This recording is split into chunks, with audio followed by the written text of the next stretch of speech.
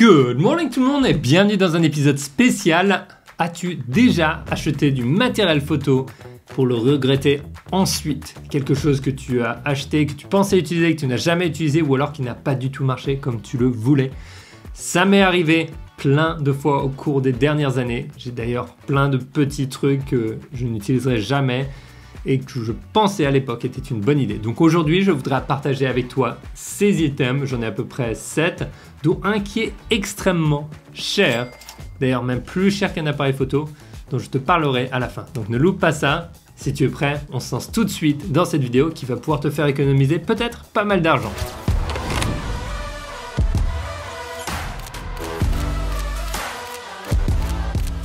Allez hop, on est là. On est ensemble, on va se lancer tout de suite dans le premier item. Dis-moi au fur et à mesure si toi tu as un de ces items dans ton sac et si tu l'utilises ou si tu l'utilises pas parce que c'est très personnel. Alors le premier accessoire photo que je regrette d'acheter, c'est un strap pour le poignet. C'est une petite dragonne pour le poignet pour l'appareil photo. C'est pas celle-là que j'ai dans la main parce que vu que je ne l'utilise pas, je ne l'ai pas avec moi.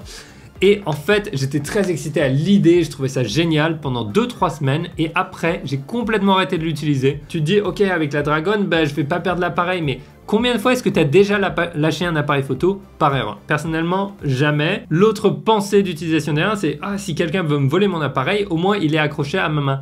Alors oui, bien sûr, mais tu peux avoir le même résultat avec une sangle qui va te permettre d'être un petit peu plus versatile. À toi de me dire ce que tu en penses, si tu l'utilises, si tu l'utilises pas, mais perso je regrette et surtout c'est de l'argent qui est perdu et puis je sais pas où c'est maintenant. Avant qu'on passe au deuxième qui coûte à peu près 300 €, je voudrais me présenter. Si tu ne me connais pas, mon nom est Pierre Tellenberg, je suis un photographe d'aventure et de voyage et le créateur de la méthode de 30 jours pour des photos pro, une méthode pas à pas pour faire passer ta photographie au niveau supérieur en travaillant sur tes compétences, sur la manière dont tu vois les choses afin que tu prennes des photos que tu aimes.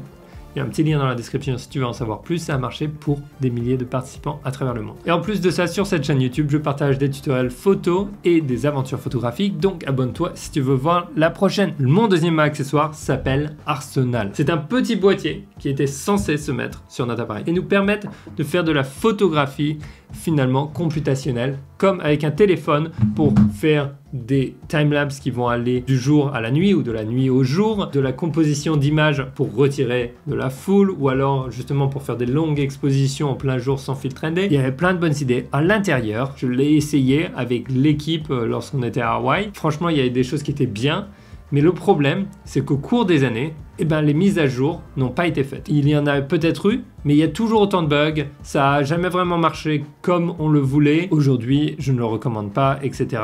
La société finalement n'a pas suivi ou n'a pas livré un petit peu sur ses promesses. Maintenant, passons au troisième accessoire. Alors, ce troisième accessoire, je l'ai acheté récemment. Ça m'a coûté 75 $. Et je pensais vraiment... Je me suis dit, ça a l'air génial, j'avais vu un pote l'utiliser sur son Insta et tout ça. C'est finalement un adaptateur de trépied pour passer du vertical à l'horizontal rapidement. La manière dont tu l'attaches sur ton appareil est plus compliquée que ce que je pensais. Et en plus de ça, honnêtement, j'ai pas vraiment l'utilisation de tourner mon appareil tant que ça. Je m'étais dit, ça va être bien comme ça si je fais des reels ou comme ça, des vidéos verticales, je les ferai. Mais j'ai toujours rien fait avec. Donc pour moi c'est un signe que aussi au bout de 2 mois j'ai acheté un truc et il est toujours dans une boîte, c'est que c'est pas un bon investissement clairement. Et j'ai loupé la date pour le renvoyer. Donc voilà, si jamais je retrouve l'un de vous là où je suis, n'hésitez pas à me demander si vous pouvez l'avoir gratuitement, je vous le donnerai en main propre. Bon, dis-moi un petit peu où tu en es, est-ce que tu as certains de ces accessoires, est-ce que tu les as pas, quels sont les accessoires que tu n'utilises jamais, que tu as acheté et que tu regrettes. Et si tu aimes bien la vidéo, laisse-lui un petit pouce, ça va aider à la diffuser. Maintenant, quatrième accessoire, il s'agit d'une boîte pour les cartes SD. Tu vois, cette toute petite carte SD, c'est génial, hein, c'est tout petit, c'est léger, c'est très difficile à casser honnêtement. Pour une raison obscure, j'ai une boîte pour les cartes SD qui est en dur. C'est une boîte qui a été faite par Polar Pro, je crois que c'était une collab avec Peter McKinnon, je suis pas sûr. C'est 3 fois, 10 fois, 100 fois plus lourd que ta carte SD. C'est censé protéger contre tout, sauf que tes cartes SD, je suis désolé, j'en ai cassé une en 15 ans, tu vois. Le reste, je les casse pas. Et encore, c'était même pas les pistes de lecture, c'était juste la petite truc autour, donc je pouvais encore l'utiliser. Donc j'ai jamais utilisé ce boîtier. beaucoup trop lourd. Et finalement, j'avais acheté ça. J'en ai déjà parlé plein de fois. Regarde, j'ai toutes mes petites cartes là-dedans. C'est léger, c'est facile, c'est flexible, ça prend pas de place dans le sac.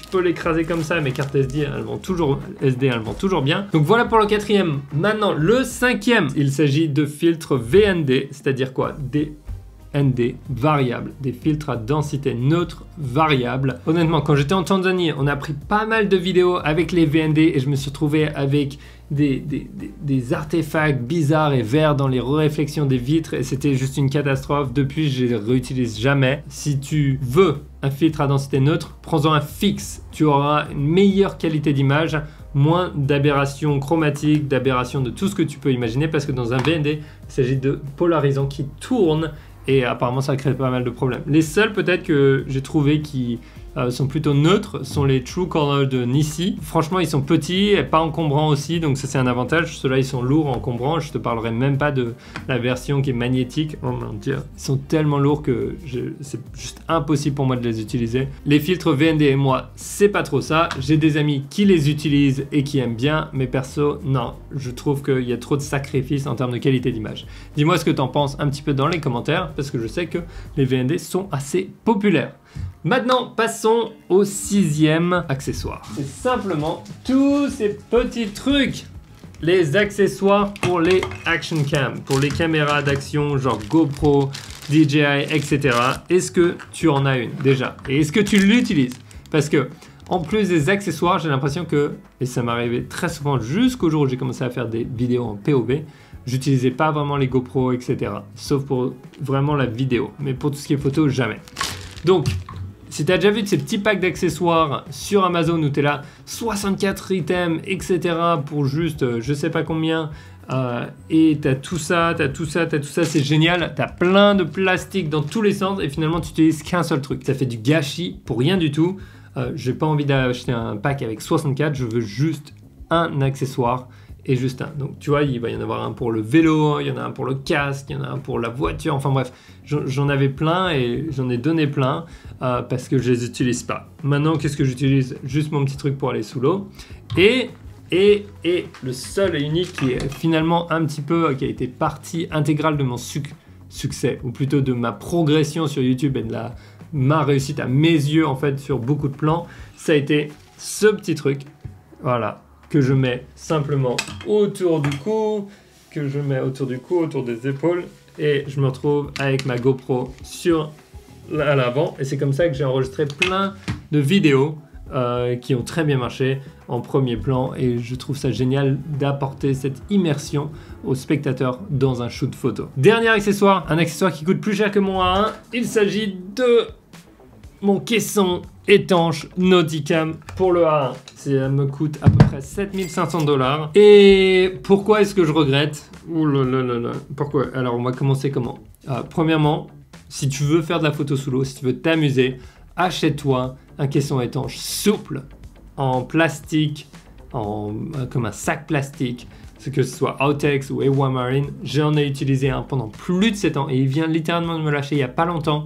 Sur une couture, sur un endroit collé, et honnêtement ça marche très bien. Plus de 7 ans d'utilisation intensive avant que ça me lâche, je trouve que c'est un super ratio, et sachant que je peux le recoller et qu'il va remarcher après, ça me permettait de m'adapter à tous mes appareils photo. J'ai pris des photos que j'adore, que ce soit avec les baleines, en surf, dans des rivières, enfin bref, génial, sous la pluie, trop bien.